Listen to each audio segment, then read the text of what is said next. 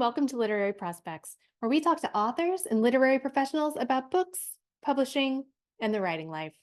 I'm Kelley Vick. I'm the host of the program, and in just a moment, it will be my pleasure to introduce today's guest. But first, a reminder that if you like what you hear, please do take a moment to subscribe. It helps us out, and you can make sure you never miss an episode. Also, we've opened a Literary Prospects shop, so if you're looking for bookish shirts, totes, and gifts, please check that out at literaryprospects.etsy.com. And to grab books featured on the podcast and check out more curated book lists, you can visit the Literary Prospects bookstore on bookshop.org. We'll leave all those links below in the show notes. And now, let's introduce today's guest.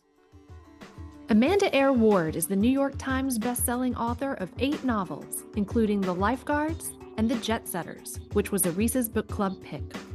Her latest novel, Lovers and Liars, is out now. Amanda's books have been featured in the New York Times and People, and she publishes nonfiction in Travel and Leisure, the New York Times, and Texas Monthly. Her work has been optioned for film and television and translated into 15 languages. A former librarian, Amanda lives in Austin, Texas, with her family. Amanda Eyre Ward, thank you so much for joining today. It is a real treat to have you on to talk about your latest novel, Lovers and Liars. Kirkus Review. Hooray! Yay! There it is. I have a copy. Kirkus Reviews says Lovers and Liars is a rollicking romp with poignant story about sisterhood at its core. Publishers Weekly says it's engrossing. Ward's character work is top-notch. Booklist says readers will be cheering, a sweet testament to familial and romantic love. Author Shelby Van Pelt says Amanda Eyre Ward's knack for unpacking messy family baggage with humor and heart is at its finest in Lovers and Liars, at once a propulsive unraveling of secrets and a sensitive examination of how old scars can shape futures. It hooked me from the start. And Pulitzer Prize winning author Andrew Sean Greer says delicious, delightful, like crashing a royal wedding and ending up in the moat with a prince. Not a single page that isn't scrumptiously satisfying. So I could go on. There are so many great blurbs for this book, but of course we want to hear from you. So what can you tell us about Lovers and Liars? Well, I love writing about dysfunctional families, Mhm. and I knew that a destination wedding was the perfect place to put everyone together. I love novels about weddings. I love novels about star-crossed lovers.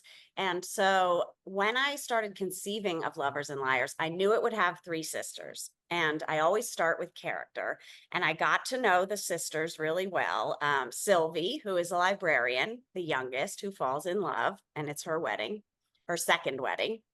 And then Cleo, who is the eldest sister, who is a criminal defense attorney in New York, and Emma, who is running a pyramid scheme selling sex toys out of her home in Montana. So they're very different women with very different stories about their childhood with their narcissistic mother.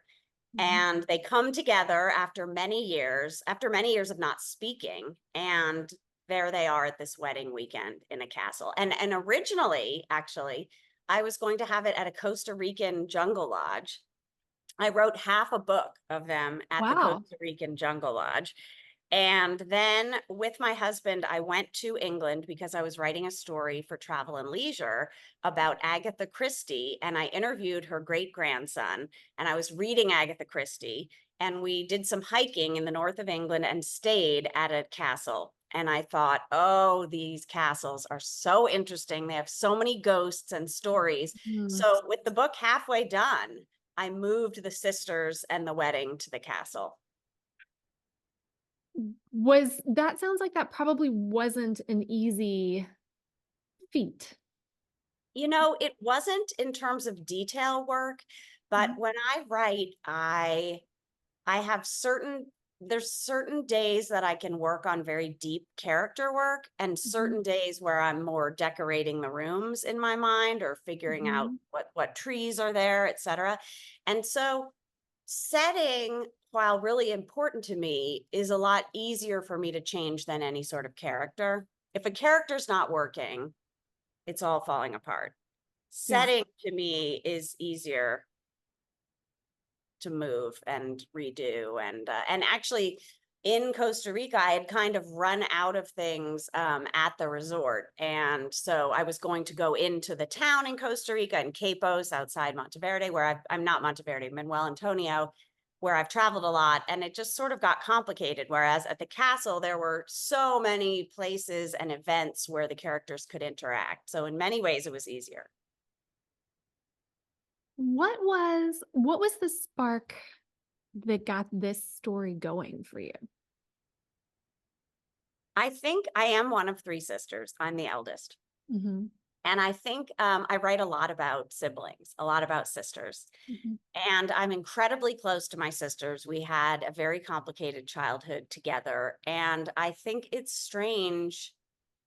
It's our relationship is fascinating to me because we've sort of assigned each other roles. So I kind of took that idea of what happens if a sibling wants to change their role, and Mm. I made it sort of more dramatic. In this case, Sylvie, the youngest sister, has is a widow, a young widow. So she's the family tragedy, and all of the family story revolves around poor Sylvie, poor Sylvie. She's the tragic one. Well, all of a sudden, she falls madly in love with a man who's mysteriously wealthy, and so both of the other sisters have to redo their own narratives. So I just found that that's where it started. What happens if someone in your family changes the story on you?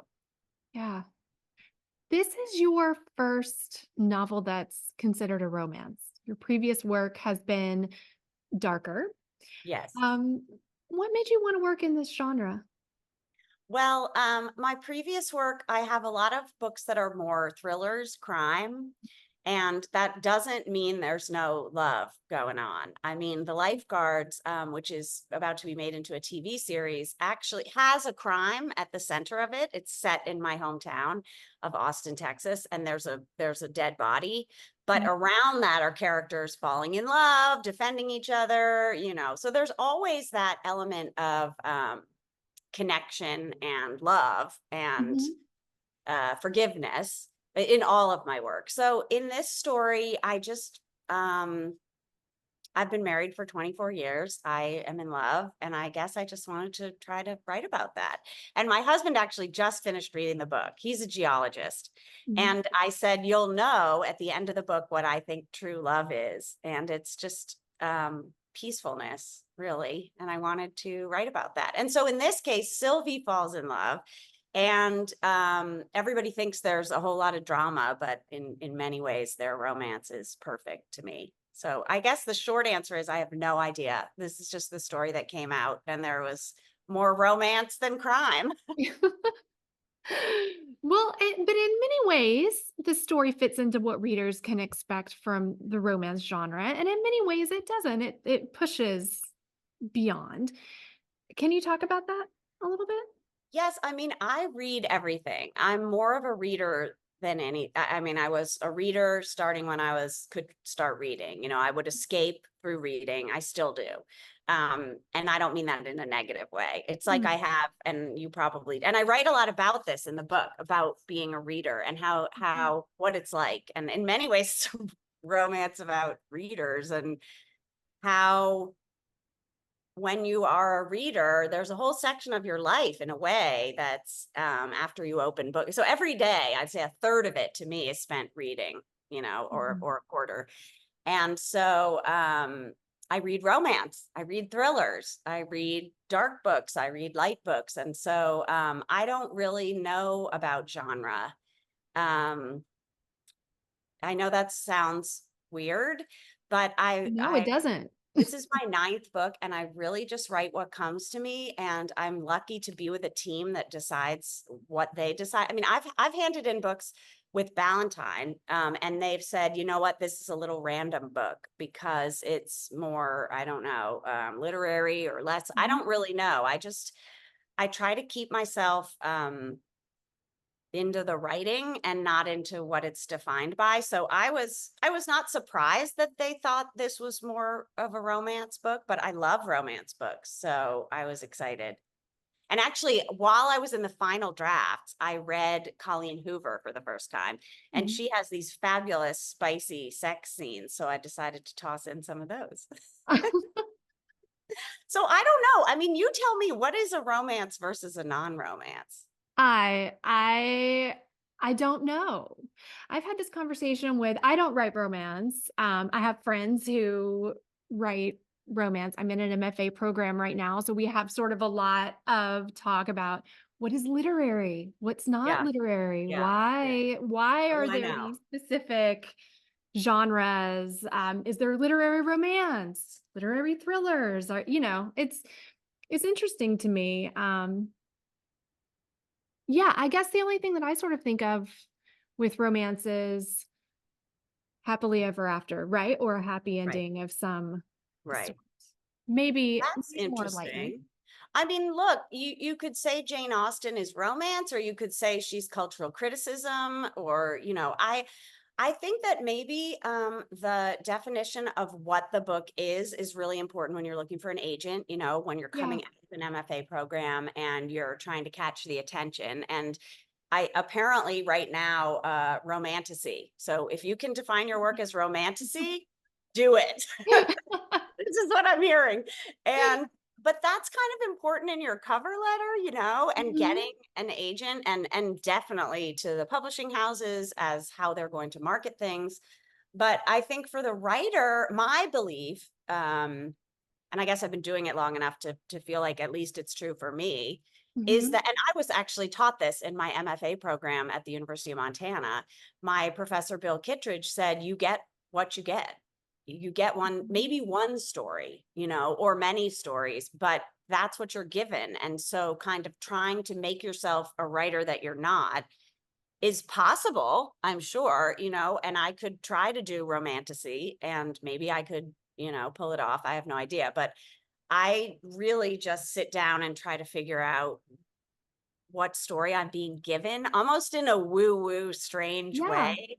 I mean, I Uh-huh. went back to speak at my undergrad alma mater, Williams College, and I was saying, I hear these voices and I do this, and the students were kind of they were like, so when you hear these voices, I think they thought I was kind of dopey, I guess, or like new agey.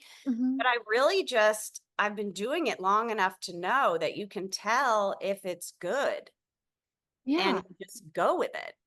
So if I think, for example, I'm working on a book now that I thought was all about the characters. And at a page 100, it was kind of petering out. And I've become obsessed with these scammers called Yahoo Boys, who are these young kids in the name was termed in Lagos in Nigeria, where they sit in a room and pretend to be people and romance generally wealthy Americans and pretend it's like a 12-year-old boy in Nigeria Oh, pretending to wow. be a really attractive 40-year-old heiress. And so they'll go Mhm. online and romance people. So this was like a side obsession. And now, literally this week, I'm throwing in some of those. And this book is maybe turning into a thriller. I don't know. Or maybe one of the romances will work out and it'll be a romance. So Mhm. it's a long answer, but I'm sort of defiant about it now because I do see people get hamstrung, younger writers, by having to term their work one thing or another. And most of us readers will read anything good. Mhm. I love that, and I love keeping the joy in it and being true to True. that True. story that you feel like is kind of given to you in whatever way. Well, you know the Doing feeling if that. you're a writer. You write Yeah, fiction. I do. Yeah. You know the feeling when it's just not working and you're Yeah. making yourself do what you said you would do. Um, and I had a book when I was writing The Lifeguards, I had pitched it a certain way. I had sold it from 50 Mhm. pages, which is I'm very lucky to do now. Yeah. And it wasn't working and it was boring me. And I called a friend and I said, I need to abandon this. And my friend Leah Stewart said, look, all you need to do is hand in a book called The Lifeguards. It doesn't have, you could start writing one of the person's childhood. So I did, and then found another way into a different book entirely. it's just like the whole writing life is hard, and Mhm. the joy is what you get, writing. And if I'm writing 10 pages a day and it's feeling horrible, I'll try to write 1 page and keep it joyful. I think that's exactly what you said is true. Like, where's the joy? So for whatever reason, Lovers and Liars to me was, I wanted, the joy was in bringing these two people together, which I guess is romance. Yeah, yeah, I guess so. You capture both the joy and the dysfunction of this family at the same time in this book. Um, we talked a little bit earlier about your being drawn to sort of family and family dysfunction. Um, what does draw you to writing about family dynamics? I mean, probably it would be disingenuous to say it has nothing to do with my life. I mean, I think growing up in a family that was just, I mean, who's not dysfunctional? But in my case, it was pretty bad. And I was always watching to see families, to see, like, I'd have a sleepover and think, is this how a family works? Like, how does a family work? And my parents were divorced when I was 14, I think. And so then I was obsessed with, like, well, how do you pick the right person and not end up, not that divorce is bad at all. In our case, it was fantastic. But yeah, I just never understood families. And I think when I see, I hope my kids, they maybe don't obsess as much about how families work, because our families just kind of underneath them. Like, it's kind of boring. Your parents are there. You don't have to really piece apart their relationship. Whereas as a child of a family that wasn't, well, flat out wasn't working, I Mhm, think I just became a watcher. And mhm. so I still do that, and sometimes have to try to turn it off when I'll go to a party and I'll say afterward, oh, I saw this person was upset and what's going on there. And my husband will be like, what are you talking about? I just see all of that and feel it all. And actually, I don't think it, now that I'm thinking about it, one of my daughter is that way too, and her family is functioning. So I guess it's maybe just a brain thing. And maybe well, I would think maybe a writerly thing Yeah. now too, as well, sort of starting off being drawn to writing about that because of your background, then starting to write about it, then becoming an observer of all Yeah, kinds of there's this great relationships. interview with David Foster Wallace where he said, Only after sex do writers say, was it good for me?" Because we know what everyone else is thinking, Mhm, but we don't mhm. know what we're thinking. That rang very true to me. Yeah, yeah. You explore some of this particular family, the Peacock family's dysfunction within the context of money. Yes. What led you to make money and financial status such a significant part of this story? Oh, no one else has asked me that. Oh. And I thought there was so much money, and Mhm. I do a lot of money and hustles and scams in all of my books because I find them fascinating. Yeah. Um, and so much of this book is about money to me. And I actually thought it was a book about money. And then, like I said, it came out and they're like, it's your first romance. I'm like, really? I thought it was like a financial scam book. Um, and actually last night I just saw a play called The Lehman Trilogy about the Lehman Brothers over 200 years on Wall Street, and it was so fascinating. So I'm from New York. I'm from the suburbs of New York, and so everyone's dad worked on Wall Street, and I never, honestly, till last night, didn't even understand how Wall Street started. But I just find money really interesting. I've had a few friends say to me, Emma's chapters with her debt amassing were so triggering for me. They said, like, they couldn't even read it. One of my best friends said, I couldn't even finish your book because every chapter with Emma, you see her money, That big um, bold at the her top. debt, Yeah. yeah, getting larger. And my best friend said, I couldn't even read that. So what drew me to it is I think about money. I have a family, I have a mortgage, I have college coming up, I have a dented, crummy old car. I grew up in a house where we had a lot of money. And then when my mom left my dad, we had no money. And so that was very interesting to me, just in terms of being on the wrong side of the tracks in a town. She had to leave her country club, and we lived next door to my mom's former golf caddy. And so I just thought about that, like who has money, why, what does it make you act like? And then of course there's the scams. And so Sylvie's fiance, Simon, is mysteriously wealthy, and I find wealth interesting. And so in this case, I got to do a ton of research on oligarchs, and I didn't get to do it, but in London, there's a whole home tour of where oligarchs have parked money in London, because a lot of real estate is laundering money.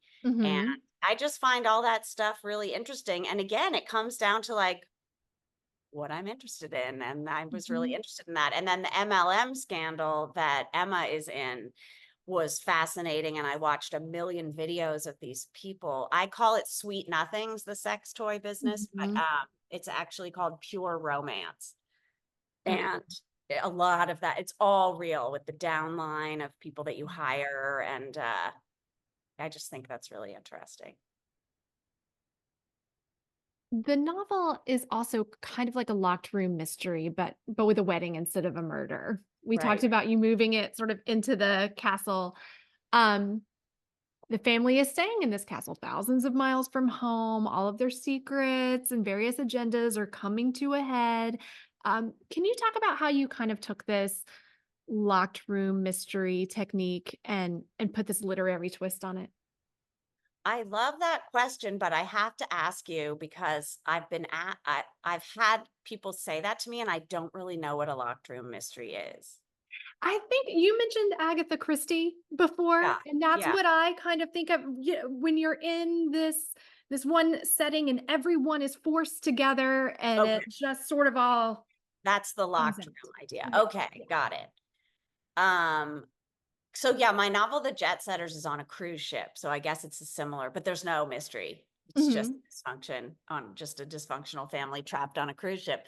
Well, I think like in terms of the locked room idea, I mean, anytime you're writing a novel and you can force people to interact, you should, I mean, I've now been sober almost a decade. And one way that you can always get fictional characters to interact is by getting them drunk, and that became a little bit tiresome to me. So, because I keep seeing movies where it's like, and then the moms do shrooms and they say things. And it was just seemed like a cop out, to be honest. So I think another way to force that proximity and those conversations is, I guess, this locked room idea.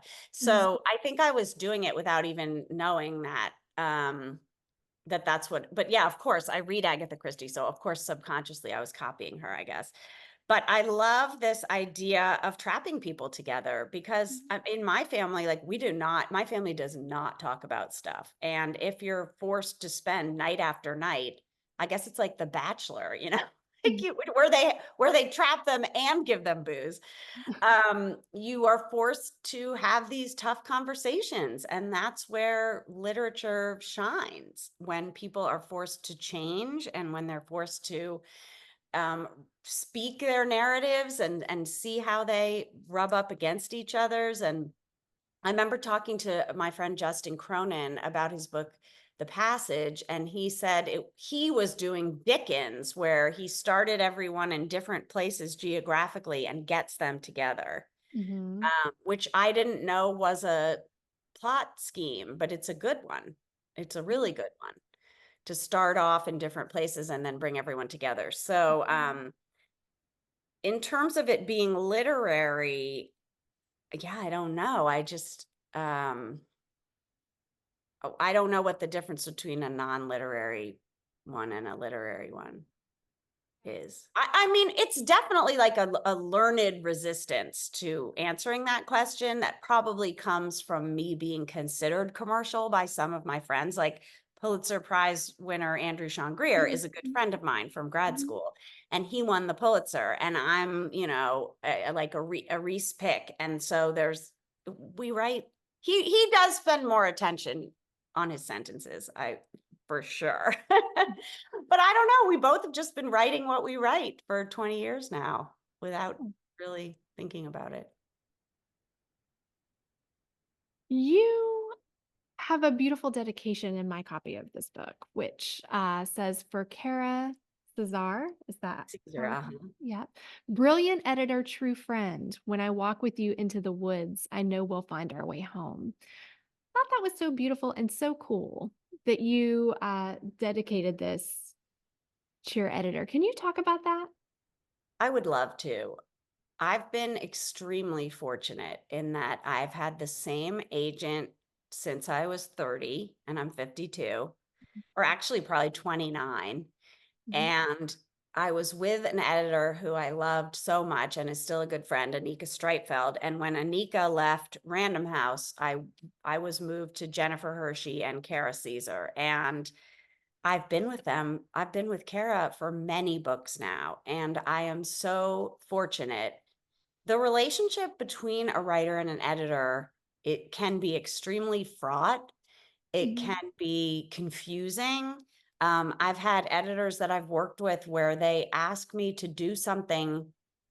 I personally, well, you'll understand this as a writer. If I write something and I hand it in, my best readers will say to me, Amanda, this isn't working.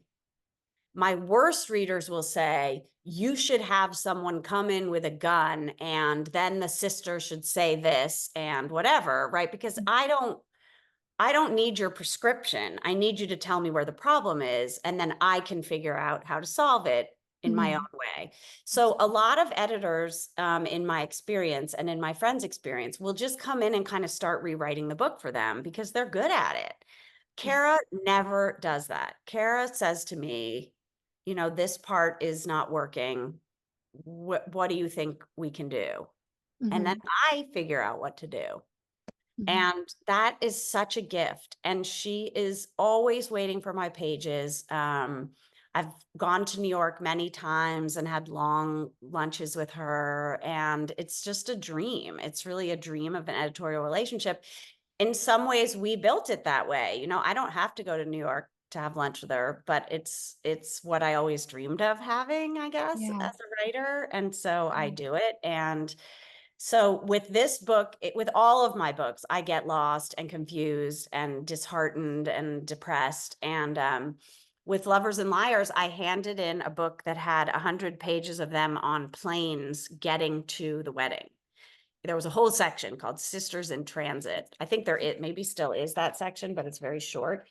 And Kara said to me, no, it's gone. Right, it's gone. Kara said to me, I want them all in England, like right away. Mhm. And that was a year and a half of work that I would throw away.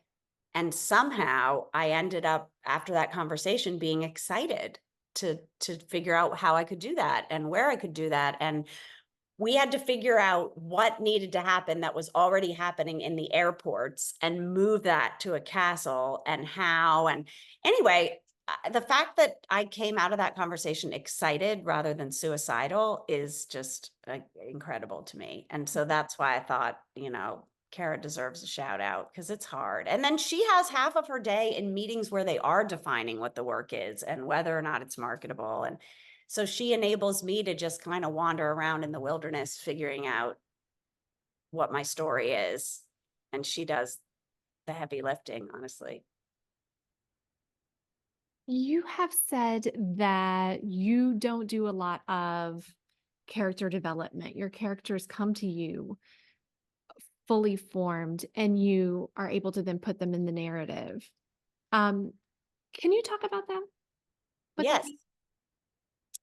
What do you do for character?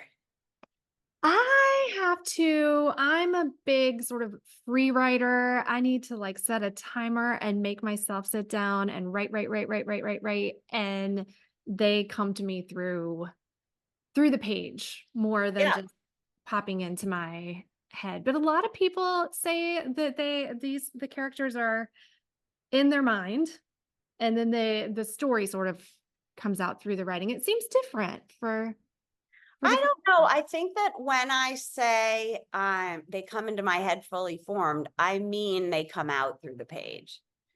rather than like some people will write a character document or whatever. Mhm. What are they afraid of? What are they? I did an Mhm. incredible workshop with Michael Cunningham a million years ago where he said, and I do this when I teach, list 10 things about the character before you start the story, right? And 5 of them are easy. And then by 6, you're like, they have a Tootsie Roll in their purse, or, and that's kind of when it gets interesting. Mhm. Um, but I don't tend to do that until I'm writing them, like you said. I mean, it's Mhm. kind of the same. Like I'll start the story and then figure out who they are. So I Mhm. guess when I say fully formed, what I mean is that I'm figuring it out in the writing and not in a pre-writing way. Yeah.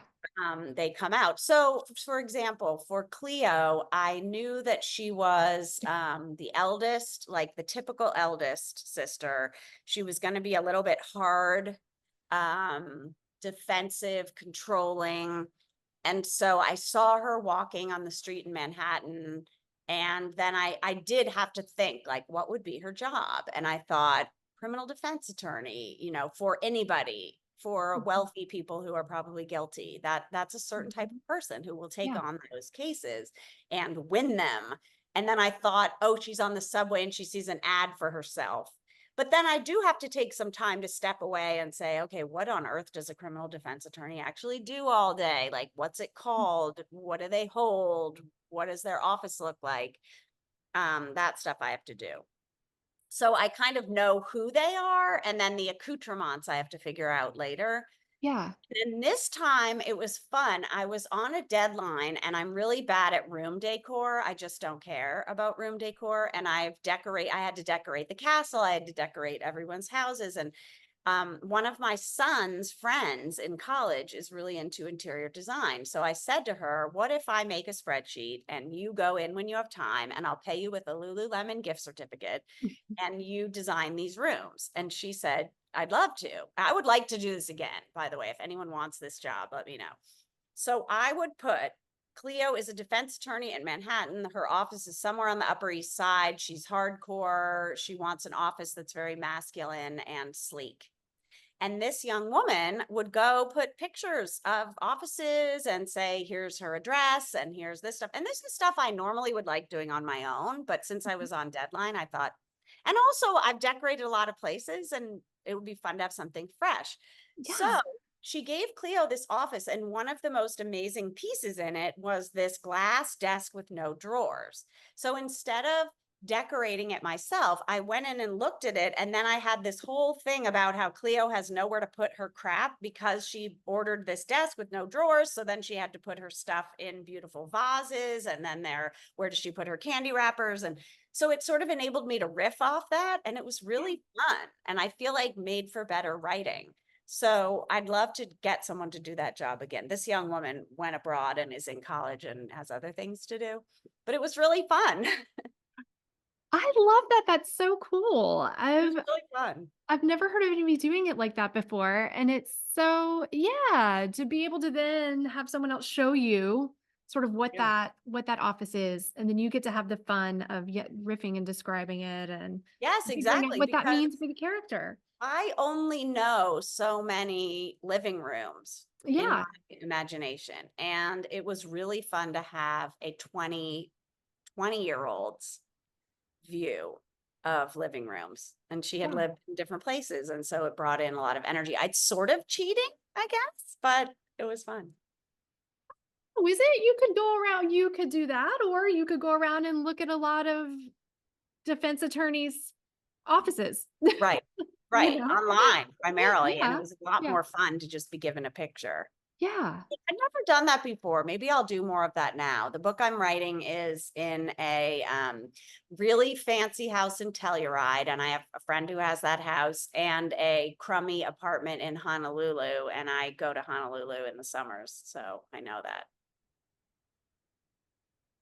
Your main character, Sylvie, is a librarian. Yes. Can you talk about your librarian background? Yes, I grew up in libraries, the Rye Public Library outside of New York. and then went to college and backed into a guy's car. One snowy morning, I backed into the car of a classmate and dented it. And I was already a scholarship student with a full-time job at Williams College. So I needed a second job. And I saw a job at the Williamstown Public Library. So I started working there. And then in graduate school in Montana, I worked in the library, in interlibrary loan. And the FBI subpoenaed our files because the Unabomber was getting his books from us in Montana, which was crazy.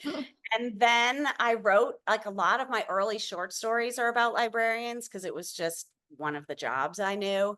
Mhm. Basically, waitress and librarian were the jobs I had had. And then I moved to Austin and started library school and worked at libraries. And then I sold my first novel, Sleep Toward Heaven, about a librarian. And I dropped out of library school and became a novelist. And I still volunteer at my kids' libraries. So when it came, so all my first 2 or 3 novels are librarians and a lot of Mhm. my short stories. And then they said to me, Amanda, your people need to have other jobs. Like, all of your books can't be about librarians. So I did other jobs for a while, and then Reese picked The Jet Setters and it became a bestseller. And then I was like, I'm going to do what I want, which is back to a librarian. Mhm. So 2 or 3 of my good friends are elementary school librarians because they were my kids' librarians and I Mhm. volunteered. So it was really fun to write Sylvie and her library. And then at my reading here in Austin, it was like half librarians at the event. I think I am still a librarian at heart and will probably end up doing that again. How did you come to writing? Have you always been a writer? No, not at all. I've always been a reader. Mhm. And as I said, kind of a emotional observer, Mhm. introvert. And it wasn't till college that I wrote my first short story. Jim Shepard is this incredible writer, and he had a class called Fiction Writing 101. And it was really the first time it even occurred to me that you could write fiction as a job, which, as you know, is not an easy job. Mm. But I saw the class and I thought, oh, I want to do that more than anything. And it was really hard to get into. And Williams, where I went to school, is a lot of very motivated people. Mhm. And so I went there to the class, the first meeting, and people had binders of their stories, and I had nothing. And Jim said, hand in your short story by the end of the week, and I'll pick 8 of you. And I went home that night. I'm really old. I had a Brother word processor. So it was like a typewriter that then typed out. So it was Mhm. and I'd haul it all around campus. It was a Mhm. piece of luggage, but it was like a laptop to me. So I read already, for some reason, I was reading John Updike, Dennis Johnson. I wrote a story about a long haul trucker on meth who is driving in the middle of the night and hits something and his truck ends up in flames. This was my first piece of fiction. So I handed it in and I never checked the list because I thought, I don't know what I'm doing. And then someone said to me after the first class or 2 meetings, they said, congratulations, you got in Jim's workshop. And I said, oh, I didn't know. So I called him and I said, I'm so sorry. I was at the mall buying sneakers during class. I didn't know. And he said, okay, you can come to the next class. So I went to the next class, and there were these 7 people who I worshiped who had gotten into the class with me. And Jim said, Amanda, where were you during the first class? And I said, I was at the mall buying sneakers. And Jim said, at the mall buying sneakers. This is what we call off to a flying start. I'll never forget that. And I got a C in the class, and it was all I cared about. It was all I wanted to do. I just loved trying to write, and I still love trying to write. Great story. And he just retired, Jim. And he was never that encouraging, to be honest. I don't think he thought I was a very good writer. He didn't, he got to pick one student every year, and I switched my major to English to work with him, and he didn't pick me. And he was very critical. And maybe that's what I was used to and somehow responded to. I don't know. But somehow I came into my own. And after my graduate school program, my MFA was all guys and me in Montana. And That was gonna be my next question. I had heard that you were the only woman in your program. yes, because I That wanted to was be Raymond interesting. Carver and Dennis Johnson and Richard Ford. That was what I was taught was important. And Mhm, so I bought it hook, line, and sinker, and tried to write that. And it wasn't till years after graduate school when I thought, like, why am I writing about alcoholic men in a trailer park? Like, it's mhm, okay that my story is about women, is about people in suburban New York, is mhm. about librarians. Like, that took a lot of time. And I don't know if it's, and to be honest, like, I was ridiculed in the New York Times for my first short story collection. They said it was about anxiety in mommy land, which it is. And I Why is believe, that ridiculable? well, If exactly. that's a word. Exactly. I mean, and I was so ashamed that I still remember those words, but I kept doing it somehow. And I still do it. I write about anxious women, and I think that's pretty damn important. But Mhm, it was hard to come out of the world I came out of. And my first few novels are about war and apartheid and the death penalty. And those are important things too. And my first novel is about the death penalty and a librarian who's the killer of the librarian's husband is on death row. And actually, that's being made into a movie right now by Miguel Arteta. And it's amazing. And I thought to be important, I needed to write about capital topics, war, apartheid. And I still think those are, but I always wrote from the perspective of crazy women. mhm. And now I'm sort of putting their stories at the forefront. And I think, and it's being called romance. So Is there a certain point when you feel like that switch just kind of flipped for you? that I When didn't care. Yeah. Yeah, when I got sober. I think for me, a lot of getting sober was recognizing how much I cared and reckoning with that. So I had been in a program of whiskey drinking men. I was a whiskey drinking woman and had always been that way. Those were the people I admired. Those were the people I wanted to be and hang out with. And until I couldn't anymore. And I had to reckon with what I was scared of and ashamed of. And then I somehow came around to writing the Jet Setters, which I thought, like, so they say to you, this is kind of a crazy story. Mm, They say to you in recovery, wait for the miracle. mhm, And it's really hard to get sober at first.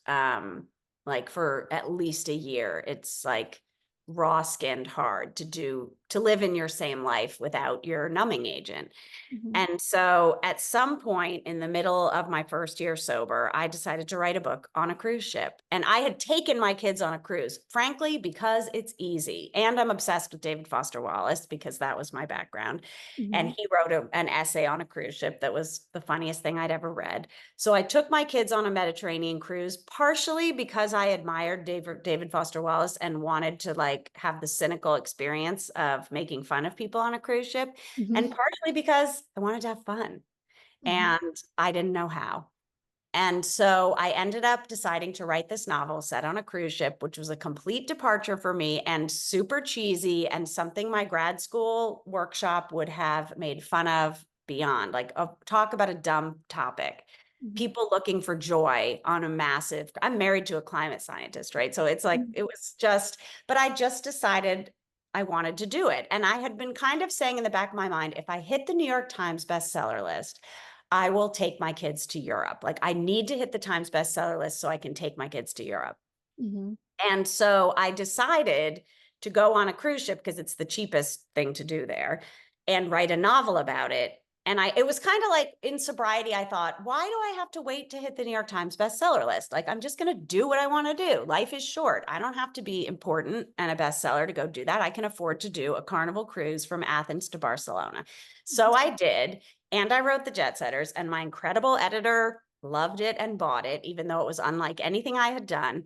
And it was the hardest book I ever wrote. And I thought, this book is going to tank, but it was like my personal it's about, it's also has a main character who's trying to stay sober on a cruise ship, which is a lot about like, how do you deal as a sober person in the world?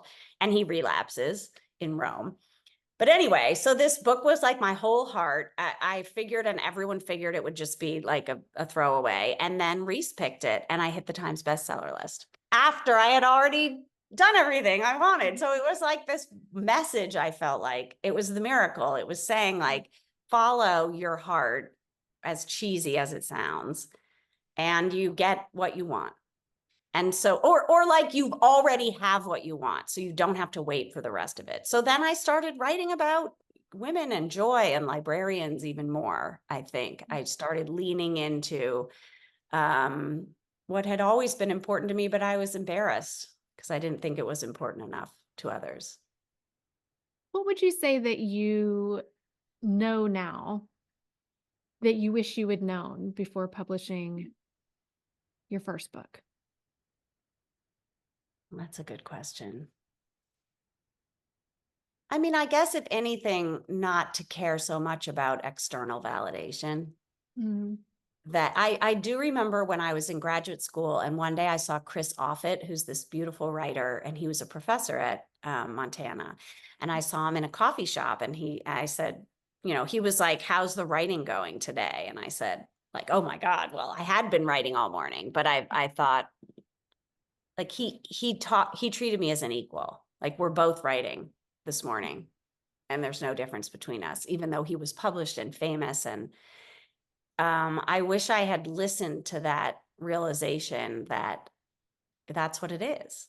It's mhm. writing with your coffee in the morning, and the rest of it comes and goes. Now I know I've had bestsellers and I've had books that tanked, and I've tried to impress people that are never going to be impressed by me. And I've impressed people I never thought I would impress, just by staying true to what stories I can write. I'm actually talking to myself because I still don't know this. I still think I should try to write an important book when I already am. Yeah. I was going to say, what makes a book important?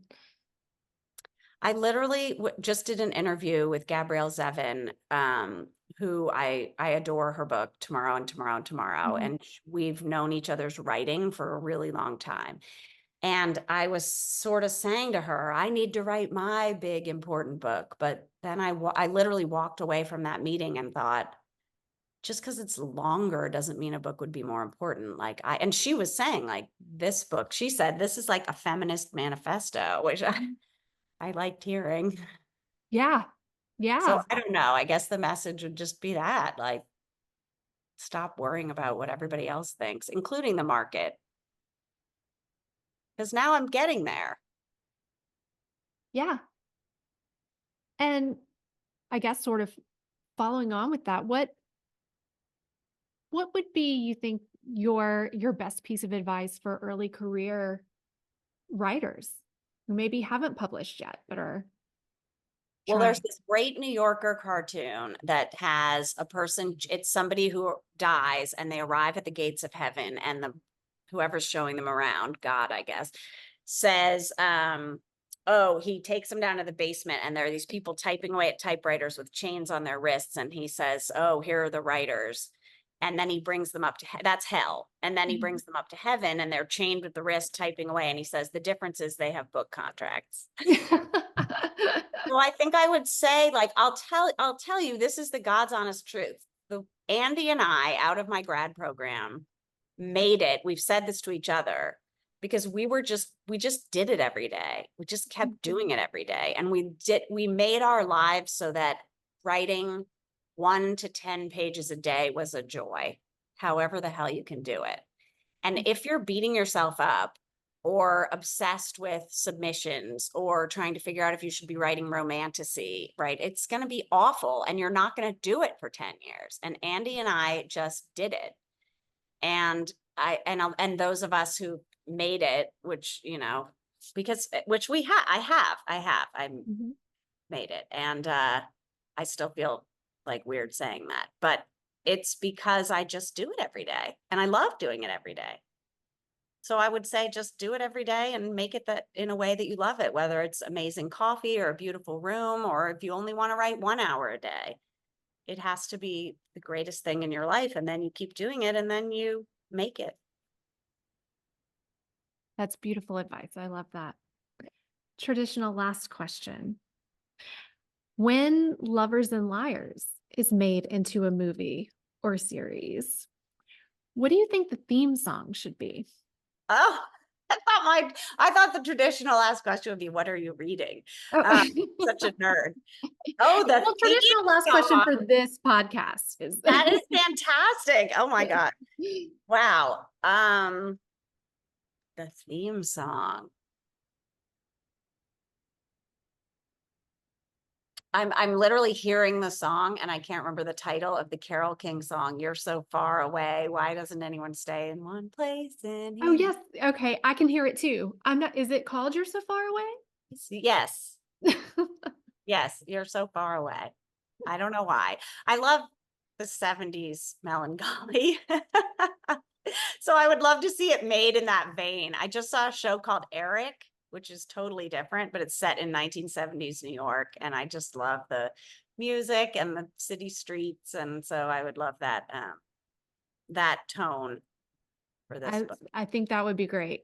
I can see it, and I will look forward to Yeah. actually seeing it when Yeah. when the movie's made. Amanda Eyre Ward, thank you so much for coming Thank on. It has you. been wonderful getting the chance to talk to you. Thanks for joining us on Literary Prospects. If you liked what you heard, please subscribe and leave us a review. We'll see you next time.